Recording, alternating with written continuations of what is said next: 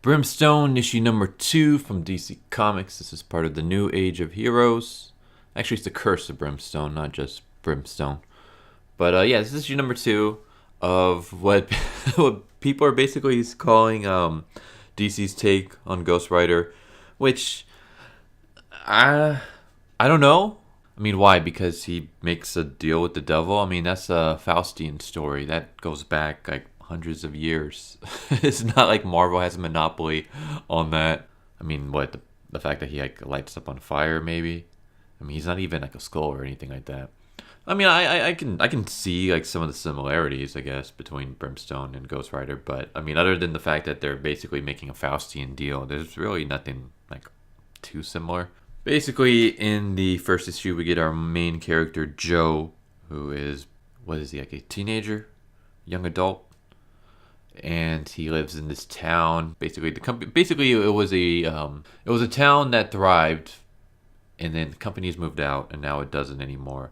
And it's very hard to get work. It's very hard to make money. They have he lives with his sister and his disabled dad, who's not getting all that much from the disability claims.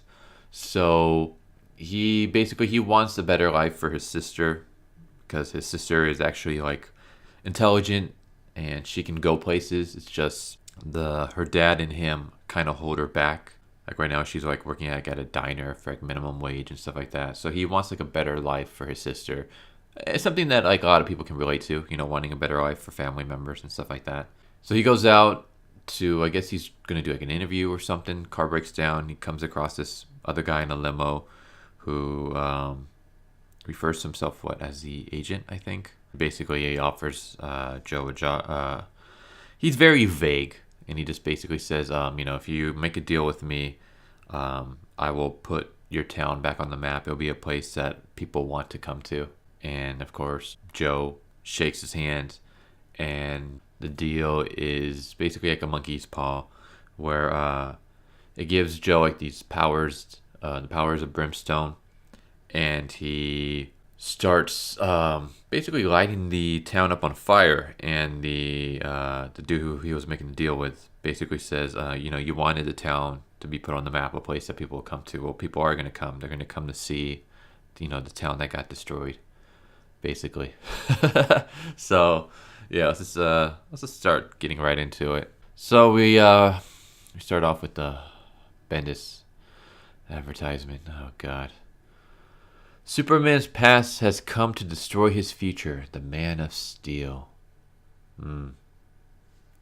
Yeah, no, I think they should change this to Superman writer has come to destroy his future. I mean, did anyone read I did a review on. I don't even remember what the hell it was called because it was so garbage. On the Action Comics 1000 Bendis' short story, The Truth. And then I think there was also like a DC Nation issue number 0, which is also pretty terrible. Bendis is just all around garbage. I mean, you guys have seen. I'm sure you guys have seen the video reviews out now about his like last work on Marvel. It was Spidey or Miles Morales, where basically the whole issue was Miles Morales in a hospital being emotionally validated by like all the superheroes and all his friends and family. And this is the guy that you're gonna hand over the reins to Superman. DC, what are you doing? What are you doing? Why? What has Bendis done recently that has been any good? What has Bendis done in the past year or two that's been any good? He's just such a garbage tier writer now. He's like Mark Waid. Maybe they were great in the past, but nowadays they're like not even a shadow of their former selves. they're a shadow of their shadow of former selves. They're just all around bad. They tell stupid stories. They can't help but inject their stupid politics into it. Their dialogue is cringy at best. It's like their heroes are like, not only can you not relate to them, but you just absolutely despise them. Like the villains make more sense than the heroes. The villains become across as smarter and more sympathetic, and actually like you're like, you know what, this guy over here, this villain, this guy I'm supposed to root for, he's making a lot of sense compared to fucking Captain America. Oh my god, when a Nazi makes more sense than Captain America, you know you're doing something wrong. Okay, we get the agent. I'm gonna call him the salesman because that's what the sister and Joe refer to him as. So I'm just gonna refer to him as the salesman. So here's the salesman. Here's Brimstone. The salesman. You know who the salesman reminds me a lot of? He reminds me a lot of Griffin from Berserk. Post the eclipse event. I think it's the mask. The mask has a very Griffin look to it. Also kind of reminds me of another anime. Damn it. I can't think of it. I can't think of what anime it was. But that mask. Was it Black Bullet? No, it wasn't Black Bullet. I'm drawing like a blank, but there's like another anime where this mask, like just like the shape of it and like the parts of the face that it covers, it reminds me very much of this other anime. But mostly it reminds me of Griffin from Berserk, which is a great manga, but really effed up. We get basically Joe brimstoning, I guess. Like his powers are like going away, and he's just like surrounded by ash. This the salesman is kind of like, you know, saying like, you know, you're gonna finish what you started. All my agents do, and what he started was basically destroying the town. So Joe was able to stop before he destroyed all the town, but he destroyed like a large part of it. And then he wakes up in his room, and yeah, his sister asking him, you know, like, what the hell happened? Like, you were out for a long time. I went out to find you. I found your car, but you were nowhere nearby. And then I found you naked, passed out on the side of the road.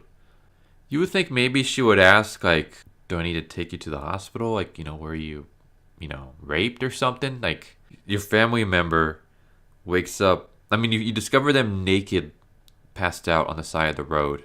I would be asking, like, did someone do something to you? Like, you know, like, who do I have to kill? But yeah, she kind of brushes that off real quick. She's just like, you know, I found you naked, passed out on the side of the road. You almost froze to death. Like, you know, what happened? She basically like informs him that there was some kind of fire. There's ash everywhere. There's also a blizzard going on. Phones are kind of dead. Something bad has happened. And then I guess this triggers Joe, and then his arm lights on fire, and he burns like the curtains. I thought this was like a unique twist on the story where usually like when a main character gets like superpowers for the first time, he either A, tries to hide it from everybody for the longest time, or B, if he does try to tell someone, no one believes him. Like right here, like, I mean, at first he tries to hide it, but his sister kind of calls him out, like, you know, like, she's like, I just literally saw your hand light on fire and you burned the curtains and you almost burned me. Like, obviously something is going on, tell me. And then he tells his story, and then his sister actually believes him, which I guess would make sense because, I mean, he literally lit on fire right in front of you. So I thought this was kind of funny.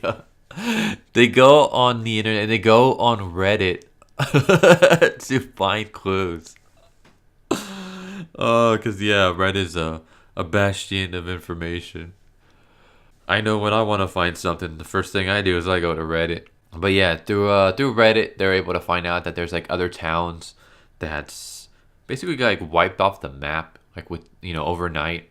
But each one of them is kind of different, and then we kind of see like, oh, looks like one of them basically was like covered in like foliage.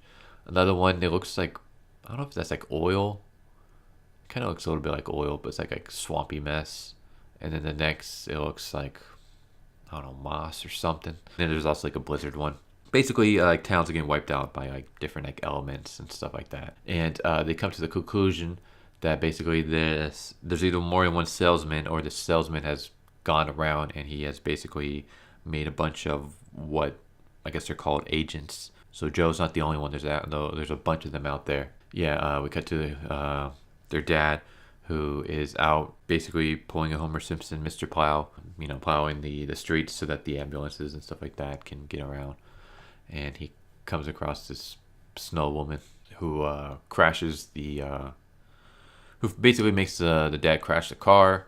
And then, yeah, she refers to herself as the Hound, and she kidnaps the dad because she wants to use him as bait for Joe. So they, the sister and Joe are able to track down the salesman to a hotel. Basically, basically there's only one room in the hotel that's like being used. So they're like, oh, this has got to be the salesman because no one else wants to come to this crappy town.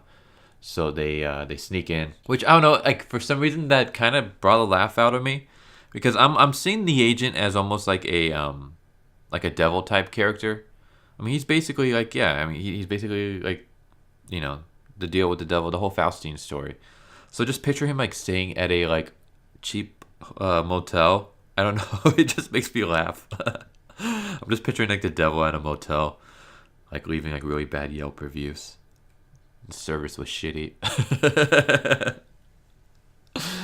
But yeah, they discover like a ledger with his quote unquote transactions, and yeah, they basically there's like a bunch of there's many towns all over the place, and they're all emptied out. Some of them like, you know, were frozen. Some of them like the whole town turned into like cannibalism. Basically, the sister's theory is that wherever this salesman comes from, he's trying to turn Earth into like nightmare versions of itself to basically represent wherever the salesman comes from. Like basically they're trying to like twist Earth into this like nightmare realm that's more closely associated to their home planet or home dimension or whatever. That's the theory, anyways. So I'm gonna skip some stuff. Basically, they get a phone call. You know, we got your dad. He's held kidnaps. Joe, of course, gets upset and starts kind of losing his powers a little bit. But his sister talks him down until all of a sudden, boom, they get hit with a bunch of snow, and it's the Hound, and she tries to kill Joe's sister, and basically she's trying to get Joe to turn into Brimstone so that he can level out the town, because that's what they're supposed to be. I guess she was the same way. You know, like Joseph is right, of course. I'm like him, or I was. I had to lose everything to gain everything. Joseph will be like me. So yeah, we get like a fight scene where Joe unleashes his Brimstone powers, and he blows up the motel room. Somehow his sister is still alive. And then, yeah, he's fighting the Hound until his sister flies in from out of nowhere in a car and plows over both of them. And that's how it ends. I don't know what it is about, like, I guess you trying to save your brother by running him over with a car. Again, that reminds me of the whole the aliens. Hey, I'm gonna save this mother and child in a car by running their car over with my car. Or Rose Tico, hey, I'm gonna stop Finn from committing suicide by crashing my ship into his. And I hope we don't die in the explosion. But yeah, that's how the issue ends. Like I said, like I'm liking this series so far. It's a very fast pace. It seems like issue 2, and we're already getting we're just like jumping right into like, I don't know. You know what? This is gonna come across very weird, and people might disagree with me. And I'm not. When I say this, I'm not talking about the art in any way whatsoever. I'm talking more about the writing. It almost kind of feels like a manga. Like the first issue, boom, you set up the powers. It's basically like the classic writing structure where you start the ordinary world, you see the character, how they usually are, and then basically you get the catalyst that kicks off their adventure. And that was the first issue. And then the second issue, basically right here, he's introduced a little bit more to what's going on, or at least they have theories, and then he has a rival now. I don't know if it just, maybe I've just been reading too much manga, but it feels very manga structured, I guess, as opposed to like other comics that I've been reading, where like it seems like they drag like the story along a lot. Either that or each story is kind of almost like a one shot. But this one, it just basically what I'm trying to say is I like the pacing of the story so far. I like the story in general. The main character, I know some people are saying like he comes across very whiny and stuff, but I don't really see that. I mean, he's not a mellow character, but I mean, this is literally a guy who, his dad is disabled, his mom is dead, his sister is basically not living up to her full potential that she could be. Not because of his sister in general. Like she's doing her best, but just because like they don't have the money to. But she's like, she can do so much better, so he wants to help her. He comes across this guy who offers like a deal, that seems too good to be true, because it is. And then he gets the power that he literally, I kind of glossed over it, but when I said he burned part of the town and stuff like that, he killed people while under the Brimstone power. So he, of course, he's freaking out. He's upset. He's disgusted with himself. He's ridden with guilt.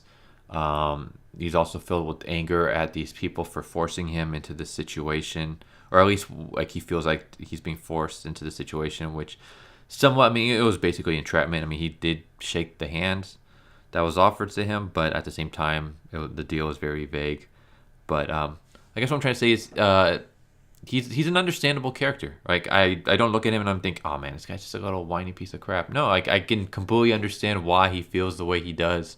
And his sister is actually a pretty well-written character too, and I actually want to see her live and basically be like the second protagonist. Like I want to see like this brother and sister team up, where the brother has the power and the sister is doing like everything that she can to help him, because I think that would add a cool family dynamic. Plus, like I said, like this is a female character who I really like so far. I think she's very well written, and she doesn't come across like SJW or like she's like cucking her brother or anything like that. So yeah, I give this series so far a thumbs up. I hope it continues to be good. But yeah, that was the Curse of Brimstone issue number 2. I don't know, what do you guys think? Like I said, like it seems like this series is kind of divided. At least the first issue was. I didn't see any reviews on the second issue yet, but it seems like some people like it, some people hate it. I just want to get your guys' opinion. What do you guys think? If you guys have read it, what do you guys think of the series so far? I guess quick plugs. I have a Patreon if you guys feel like donating anything. I have a PayPal also if you guys feel like doing a one-time donation. You guys don't need to do that though. Just hit it, subscribe, hit the bell for notification, leave a like, leave a comment. If you guys enjoyed the video, share it. It would be like more than enough. I always feel weird, like I said, like plugging my Patreon and my PayPal, but all you guys need to do is just like share this. Just help grow this channel. That would be like more than enough for me. Like that would brighten my day big time. Just help keep this channel growing. I also have a Twitch. I don't know how long I'm going to be streaming for, because once the summer hits, it's going to be way too hot to stream, because I live in Cali. I know, I want to get out of here too. But yeah, it gets way too hot to stream. So, but until then, I stream every Monday mornings, every Monday mornings around 10:30, every Wednesday afternoon around 2, and then every Friday night. Don't really have a schedule Friday nights, but like around 10. And that's always Pacific Standard Time. Like I said, I live in Cali, so Pacific Standard Time Zone. Those are my plugs. Curse of Brimstone, issue number 2. I am enjoying this so far. So, yeah, tell me what you guys think. So yeah, hope you guys enjoyed this video, and I hope to see you guys next time. Later.